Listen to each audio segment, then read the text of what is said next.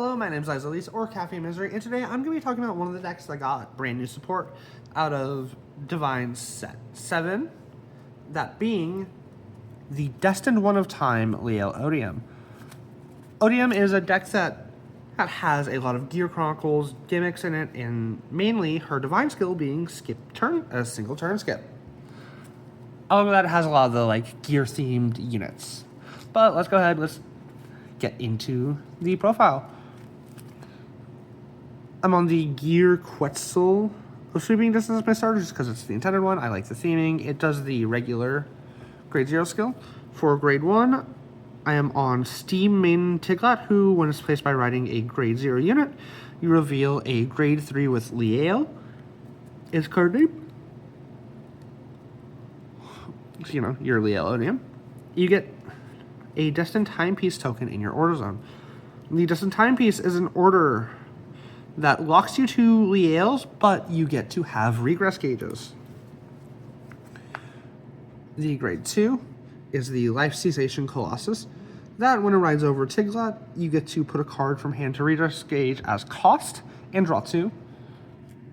And of course, the grade 3 is the Destined One of Time, Liael Odium, who gives your front row rearguards 5k for each Distorted Bane in the regress gauge, which we'll get into that card very shortly.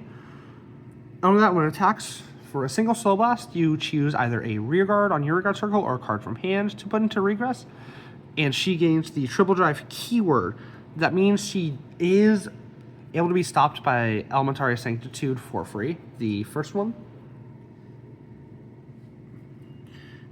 And, of course, she also has the Divine skill that at the end of the battle, she attacks as long as you have 5 or more regress gauges for a single discard, or for discarding 2 cards.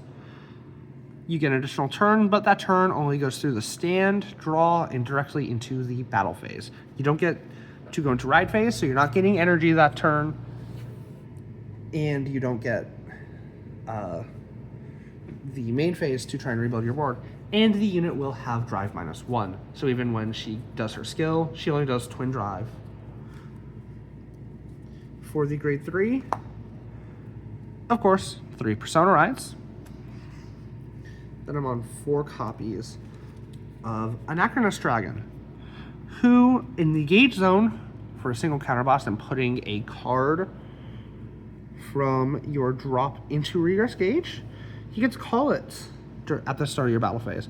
So one of the orders you can do is swing with him, Odium, put in Divine skill, start your battle phase, you just get him back, so you're on 3 attacks. He also has a when attacking skill that if you have a grade 3 or greater Liael, if you have 3 or more regress gauges for 2 energy, he can retire a rearguard. And along with that, no grade requirements, you just have to be on the grade 3. He gets 5k. So he'll be in 18k your grade 3 turn onward.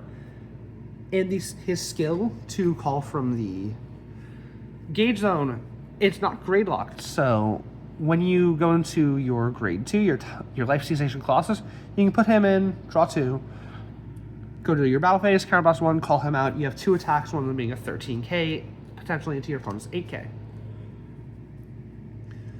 Lastly, I'm on 4 copies of Distorted Bane, which is Odium's dedicated order card that you can only play if you have a Liael Vanguard, but it is free.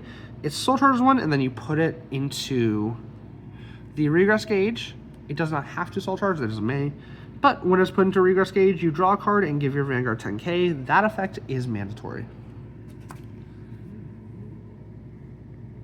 For grade 2s, first off, I am on the 3 copies of the brand new Instant Asunder Colossus, who has the same gauge zone skill as Anachronous Dragon, that for a counterblast and putting a card from drop into regress can be called at the start of battle phase.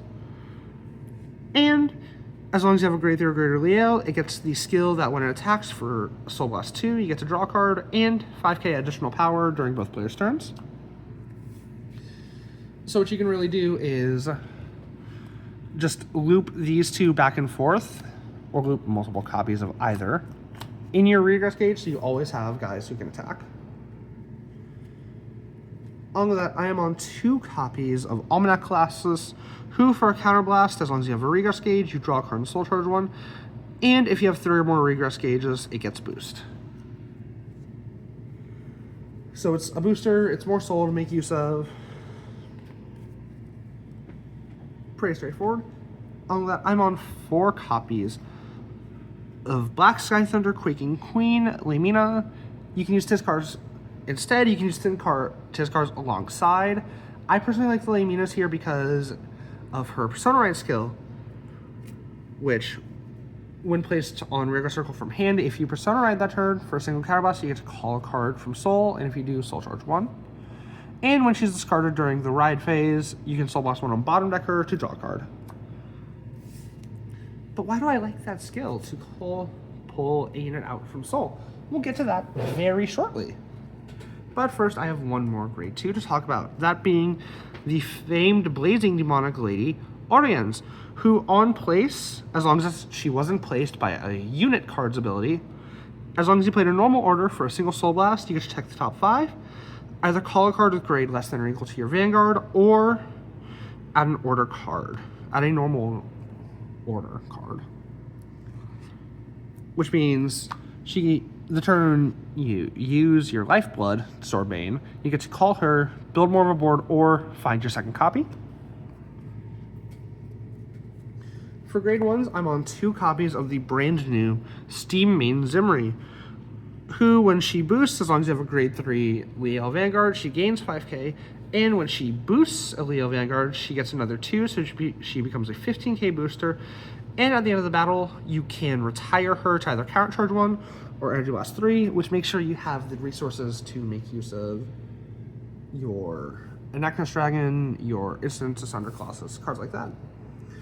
And the reason I like Lamina's Persona Ride skill to call from Soul more, I'm on 4 copies of the Skyride promo, Opener of Heart, Philia, who, when she boosts, if your opponent has 1 or less rear guards, or you played an order that turn, she gets 5 until end of battle, and at end of battle, for the cost of putting her into Soul, you get to draw a card.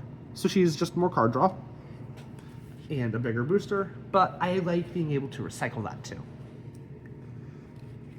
You don't actually go through too much counterblast, admittedly, unless your opponent is actively getting rid of your Anachronous Dragons and Instant Asunder Colossi, but that's not the only way you can get them back, and you have the countercharging from Zimri, who, it is only 2, you honestly shouldn't be needing that much.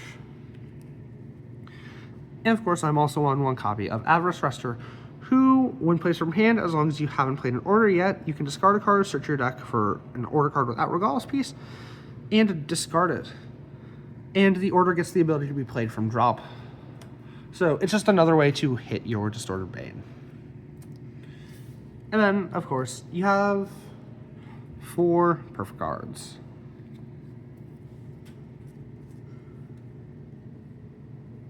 Lastly, for triggers, I am on a pretty crit-heavy build. I am on 7 critical triggers. You can definitely 100% do 8 fronts instead if you want to put a lot of big pressure on instead of crit pressure. Totally fine, totally works.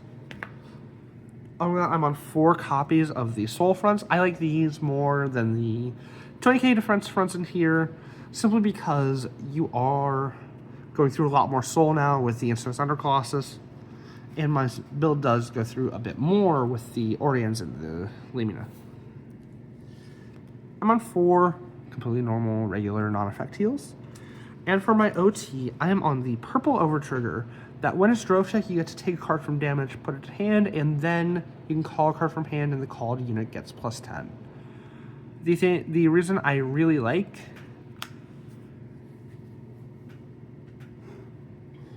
the purple OT in this deck is that you can swing your Anachronous Dragon, swing Odium, put them in, you'll drive, if you drive check it, you got your 4th attack there. Pretty nice, pretty straightforward. And now we hit the part where I talk about the deck a little bit, what I think, what I actually fully think of the deck. I think it's a really cool deck. I love the gimmick of skipping the opponent's turn. I like the consistency with the Anachronous Dragons and the Instant Asunder Colossi. you have a lot of cards that are going to be coming back. You're getting value out of having the regress gauge just by being able to cycle these two. However, I don't think the deck is the best. It's definitely powerful. It definitely does a lot. But in the current metagame, it doesn't feel like it stands up that well unless it catches the opponent off guard. But that is the list. I hope you guys enjoyed the video. If you did, do all the YouTube things, like, comment, subscribe. And I hope you guys have a great rest of your day. Ciao.